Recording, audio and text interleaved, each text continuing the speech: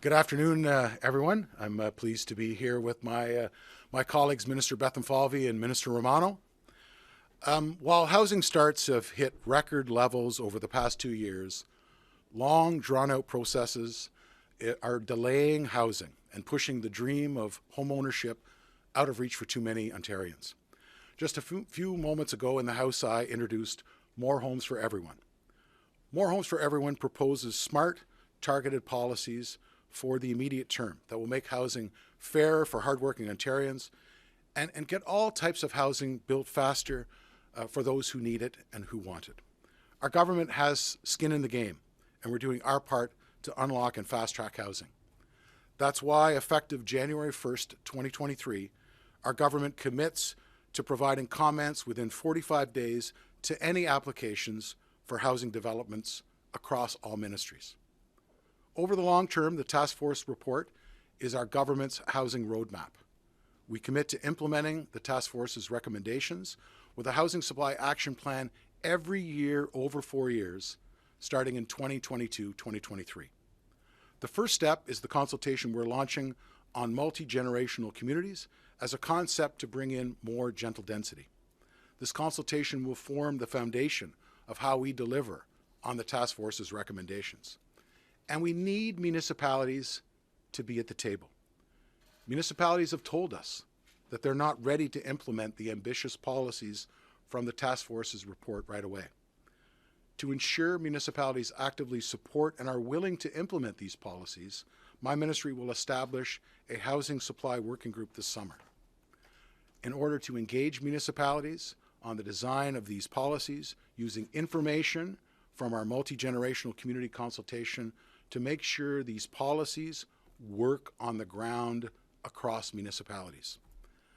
Thanks so much for being here, and I'd like to ask Minister Bethlenfalvy to say a few words.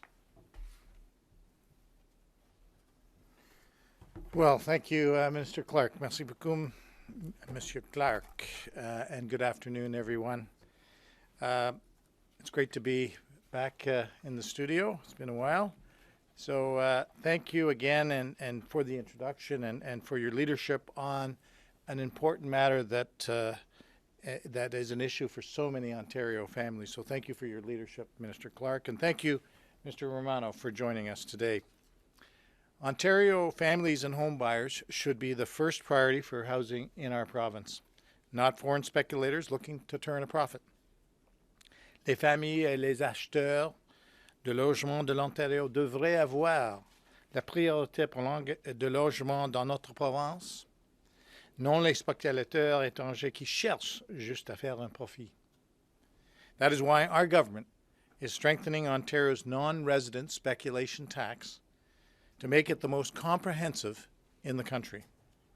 C'est pourquoi notre gouvernement renforce l'impôt sur la spéculation pour les non-résidents pour en faire l'impôt le plus complet au Canada. We have increased the tax from 15% to 20%, deterring non-resident investors from speculating on Ontario's housing market, and broaden the tax so that it applies to the entire province, not just the greater Golden Horseshoe.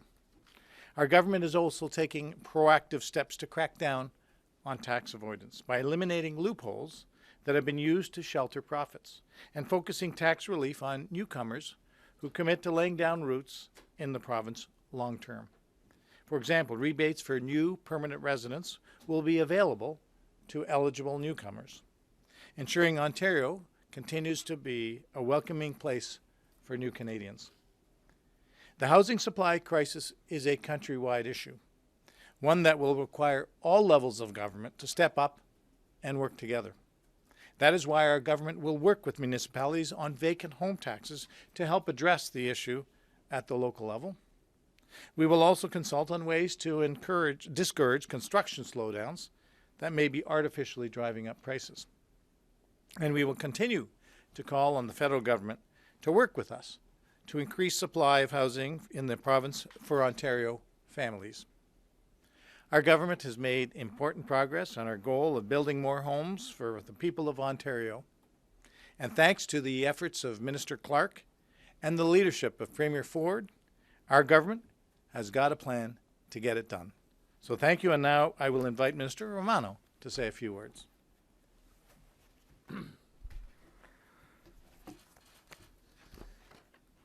Good afternoon, everyone, and thank you, Ministers Bethlenfalvy and Minister Clark, and thank you, Minister Clark, for spearheading this critical piece of legislation. It was last November, you will recall, Premier Ford vowed to protect condo buyers from unethical developers who were trying to make some extra money on the backs of hardworking people of this province. We are following through on the Premier's promise by cracking down on bad actors and defending future homeowners from the unethical and the egregious practice of unfairly cancelling pre-construction projects. The More Homes for Everyone Act will deter bad behaviour by doubling the fines for corporations and individuals who try to rip off Ontarians by cancelling pre-construction projects just to increase the price of their units. Unethical developers that engage in these practices will also face the threat of losing their license for a period of up to 2 years. On top of this, the legislation will ensure that any time an Ontarian provides a deposit for a pre-construction project, that if that project were to be properly cancelled, that they would not be losing their hard-earned money and would be able to earn interest at the Bank of Canada interest rate. I'm proud to say that our More Homes for Everyone Act will get it done when it comes to protecting consumers, and I am confident that with these changes, developers who are looking to make that quick buck on the backs of Ontarians will think twice before they try to take advantage of hardworking people again. Thank you, and those are my comments. Appreciate that. Mr. Clark, if housing is such a priority for this government, why are members of your caucus coming and asking for golf courses to be saved from being turned into housing? We've seen Effie Triantafylopoulos do this, and will part of this push be telling your caucus to stop trying to prevent development of on golf courses? Yeah, so we're going to continue to work with our municipal partners on priority projects that they feel are important. Part of our changes, for example, on the Community Infrastructure and Housing Accelerator, put a more transparency into the system. So we'll continue to work with our municipalities, but it's going to be their priority projects. You know, we have to work in conjunction with Ontario's 444 municipalities, and we've heard from them very clearly, for example, that the Housing Affordability Task Force, that perhaps the recommendations were a bit too bold for some communities. So we're going to have to go back and consult them and work with them, because if we're going to deal with the housing crisis in Ontario, we have to have municipalities in our corner, and we have to have them implementing the policies that make sense. Is like bringing in petitions to try to save golf courses, and she's not the only example of this. Will you be telling your caucus to stop trying to prevent these projects? Well, you know, the rules of the legislature are pretty simple. You know, if a member has a petition from a constituent, they can table it in the legislature. They can stand up and read it. They can file it with the clerk. I'm not going to suggest to you today that I'm going to take away a member's right to put a petition in the legislature. If they wish to do that, that's up to them. I'm going to continue to focus on a very important file, and that's the housing supply crisis. Minister Bethlenfalvy and Minister Romano have put forward some pretty impactful policies that, as a package, I think will, at the end of the day, provide more housing opportunities for Ontarians, and that's what I'm going to continue to go with. Now that you guys are tax and spend Tories, raising taxes and spending record amounts, I'm curious, did you lose your nerve a little bit? Because the task force had 55 recommendations. Most of those have been abandoned. Significantly, the 1.5 million target for new homes. Have you guys just lost your nerve because there's an election looming? No, the task force report, Rob, is our long-term roadmap for making sure that we have enough homes in the province to meet our demand. But it's pretty obvious. We had a housing supply action plan that we tabled in the legislature and was passed in 2019. Many municipalities have not moved to implement those as of right opportunities in their communities. So, in fact, some have actually put in plans around their zoning bylaw to try to stop some of our measures in that 2019 More Homes, More Choice Housing Supply Action Plan. So we've learned from history. We've also realized, since the task force has tabled the report, there's a number of municipalities who've already lined up and saying they're against the proposals. I think the proposals are good. I've committed, as you heard at the start of this press conference, and you'll hear me again in the House, I value the task force report. I think they put some very bold ideas forward, and we want to use that as a roadmap for the future. The bill that I've tabled today is for some immediate changes that, just like the bill in 2019, will provide, I think, an environment to get shovels in the ground faster. But we need to do more. There's no question. Haven't you lost like basically 3 years because the municipalities have just said to hell with your legislation previous legislation? No, I don't think so, because the numbers show that we've had significant improvement. To have 2021 100,000 housing starts and 13,000 purpose-built rental starts. Those are records. The purpose-built rental goes back 30 years. The housing start go back to 1987. I want to qualify that. Regardless of the success of some of our housing policies, there's much more to do. And if we're going to get the numbers that the Housing Task Force talks about, we've got to have municipalities not work against us. They've got to work with us. Just following up on the numbers, so how many more homes will be built in your new plan in a year going forward? What are your estimates there? And, well, I'll come back in a year and we can review I the don't want numbers to come together. back in a year and count out. Yeah, But how many? You must have done the homework and done the numbers. How many No, Jamie. The goal has always been to look at and it doesn't matter whether it's the Scotiabank numbers that show that we're last in the G7 in our country. Or it's the numbers that the task force tabled. We need to have more homes built. We need to have shovels in the ground faster. All of our consultations have acknowledged that it takes way too long to get housing built. So let's focus on the policy first, and let's review the numbers in the years to come. Just like you asked me, the group asked me this question after the Housing Supply Action Plan in 2019. And I said I knew that we would be successful. I just didn't know to the degree. I know that this bill will create more housing and create faster housing. But again, there's not one and done. You can't table one bill in the legislature and expect that you're going to solve this. We have to commit, just like our government commits on red tape reduction. A Premier Ford government is going to have 8 bills, a spring and fall, that deal with red tape reduction. I want to get to the point where we have a housing bill each and every year of a 4-year mandate. I think that's the important message for Ontarians. Okay. And just to follow up on that, the houses that are being bought in Toronto by a large margin are people that own 11 houses. They're a corporation that are buying up these single-family homes. And they have advantages over a single-family parent because they can rate a lot of tax write-offs, et cetera. So they have the ability to outbid a single family.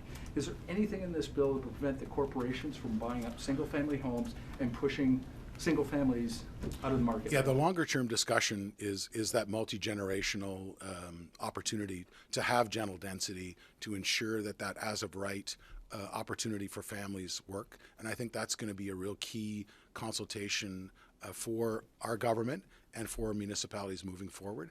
Obviously the ministers dealt with the foreign speculation aspect of it. My challenge now is to make sure that consultation on multi-generational communities works, that it makes sense on the ground, and that we're able to get municipalities to buy in. So that's going to be the key consultation that will take place this summer. I think this is what you're talking about right now, but maybe you could explain it in more simple terms to people. One of the key recommendations of that task force was greater density in single-family home neighborhoods. Why is that not here? Yeah, it's not here, Mike, because municipalities aren't there. They came out very strongly, AMO, Toronto, Mississauga, Oakville, like there's a litany of municipalities that just weren't there yet on that as of right zoning. And I think this is why it's so important that we have this multi-generational commitment by the government to have a consultation to look at how we can use gentle density to create that opportunity. I'll go back to More Homes, More Choice, our bill in 2019. There were as of right measures in that bill that not only municipalities haven't enacted, some of them have actually tried to block them, as I said, using the zoning bylaw and other measures. So we've got to get them here. If we're going to be successful with creating those multi-generational communities and use gentle density as a tool of success, we've got to have councils on board with us. And as I said, they're just not here yet, and we've got to spend the time as a government to ensure that they're there. Community Infrastructure and Housing Accelerator, which is quite a mouthful. Call it CHIA if you want. A what? CHIA. Okay. Like It Chia sounds Pet? like the new MZO. Is this an MZO? No, so let me go back to the Auditor General, who talked about making sure that we had more transparency and more structure in the process. And I'm going to use 3 examples.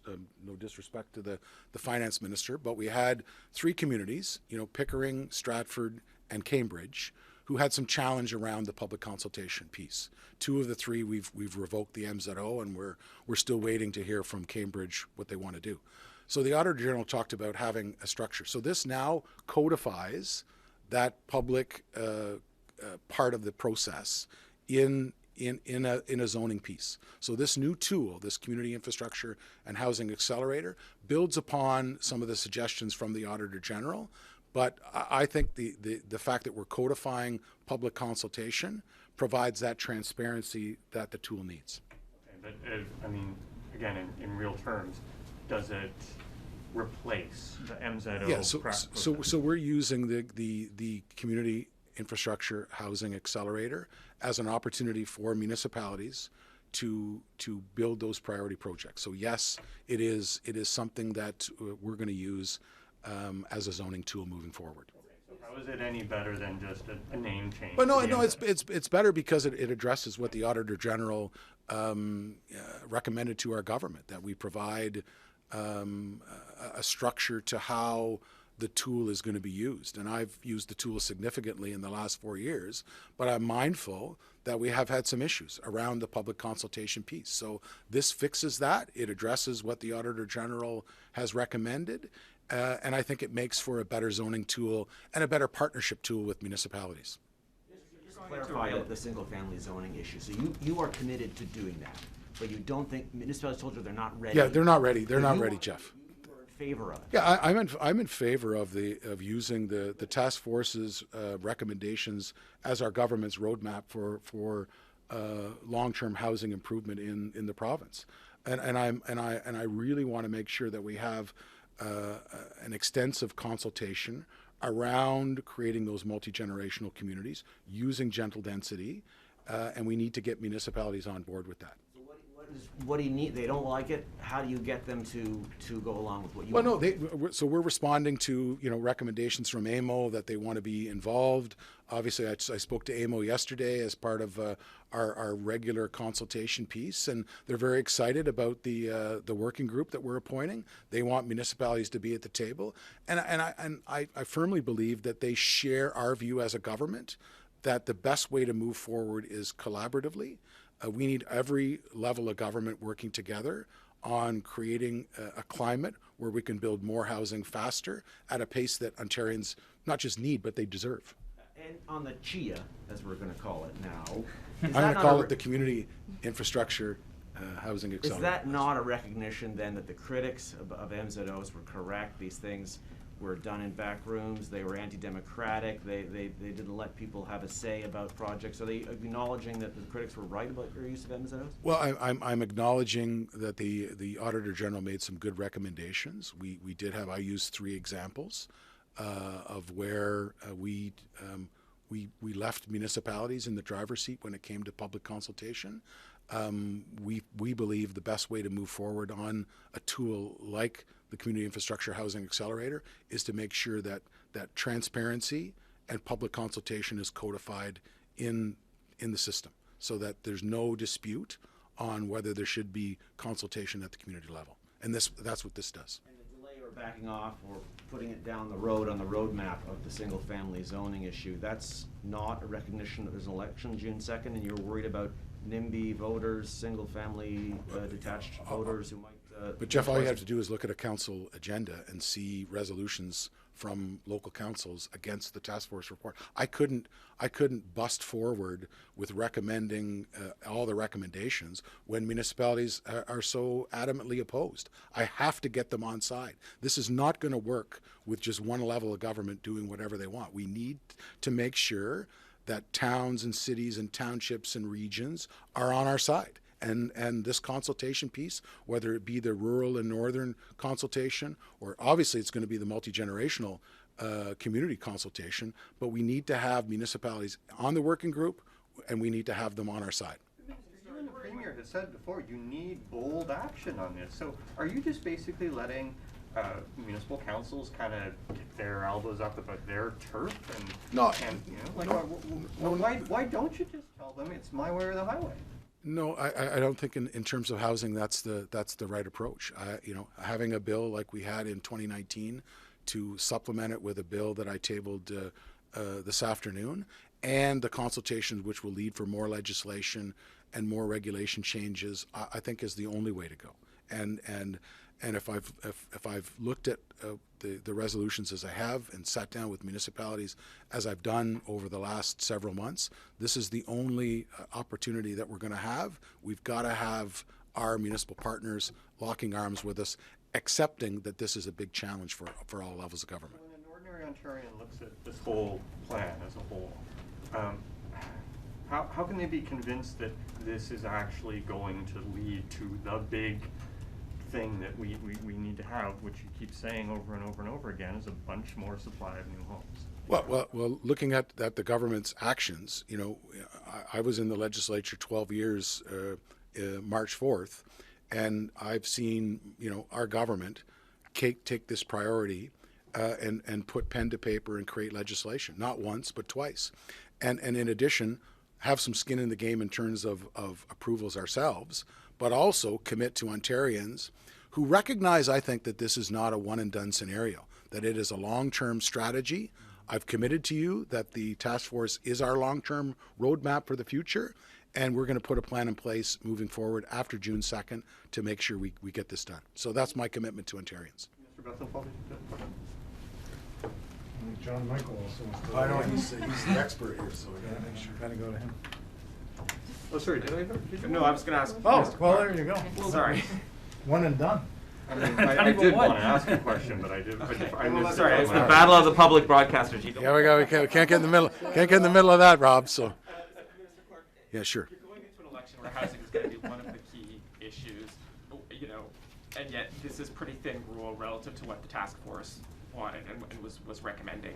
How do you tell voters that your government is actually serious about this when after 4 years you're backing off because of municipal pressure? Well, I don't agree with you. I think we have had some great success as a government. I think the numbers, show that we have. We're not resting on our laurels because we recognize there still is a huge crisis. Supply is being beaten down by this tremendous demand, and we've got to do something. But at the end of the day, you have to have the partner who's issuing the building permit, who's doing the rezoning, who's dealing with the site plan. You have to have them on board. And we've put our money where our mouth is. We had that summit with big city mayors and regional chairs. The Premier delivered $45 million on the Streamlined Development Approvals Fund. That is in addition to the Municipal Modernization Fund for the small and rural municipalities, in addition to the Audit and Accountability Fund. No one's going to say we haven't put our money where our mouth is when it comes to housing. No matter whether it's with our municipal partners or on the affordable housing side, we've continually provided money in the middle of a pandemic to our municipalities to build capacity in the system, and municipalities can be rest assured that in addition to what we've tabled today, we're going to be providing more legislative changes to get this process down. Okay, but this government has used the whip hand with municipalities before, starting as early as 2018. You're not doing that today. What gate did more aggressive matter not get through? Was it caucus? Was it cabinet? Was it the re-election campaign? Again, I go back to you look at any municipal council. they've talked about this. You know, you look at AMO. You look at AMO's recommendations to me. The number one thing was it's too fast. There's too many things. We need to sit down and talk about it. So I'm recognizing that I can't have a one-size-fits-all approach, but I've got to be able to look municipalities in the face and say that we've got some common ground moving forward. This isn't going to work if it comes from me without municipal approval. I've seen it with the 2019 bill. We tabled measures and they sat idly by and didn't implement them. I can't afford to do another bill and have that same outcome. I've got to move forward with them, as I said before, with our arms locked, understanding that this is a crisis, that the only way it's going to be solved is if we work together. And right now, based on the task force report, municipalities weren't there with us. They weren't there. There are some things that you're consulting on that have been talked about for a long time, you know, like not-for-profit housing asking for more money, for example. What is there possibly to consult on that? Isn't it just a matter of we need more money? Well, no. I think there are a number of ideas. Obviously, not-for-profits have talked to us about Infrastructure Ontario and the opportunity to look at possible loans to get shovels in the ground faster. We also have to do a better job as a government with our not-for-profit providers in looking at some of our available land. We've talked to Minister Romano and some of his predecessors about doing a better job. We've announced many times, and we've done it with long-term care homes, where we've been able to deal with these rapid builds, in some cases using government-owned land. We've got to be able to apply that to the not-for-profit sector. So there are some other opportunities that I think the government needs to, as I said earlier, put some skin in the game when it comes to land to help accelerate nonprofit developments in communities. Okay, thank you, everyone. Yeah, thanks, guys.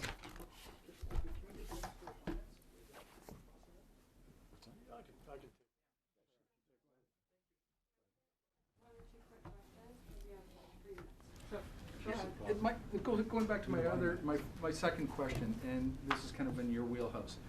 Builders, investors have tax incentives to buy up single-family homes, an advantage over a person that's just buying a family that's just buying a single-family home. Where in this prevents that, or is there any intention to prevent a builder or a investor from outbidding a single family? Well, Jamie, I think as the minister has done a really good job of explaining, you know, this not any one of these measures is a silver bullet. What we've done is what the minister has done is tabled a long-term plan and a commitment to that long-term strategy.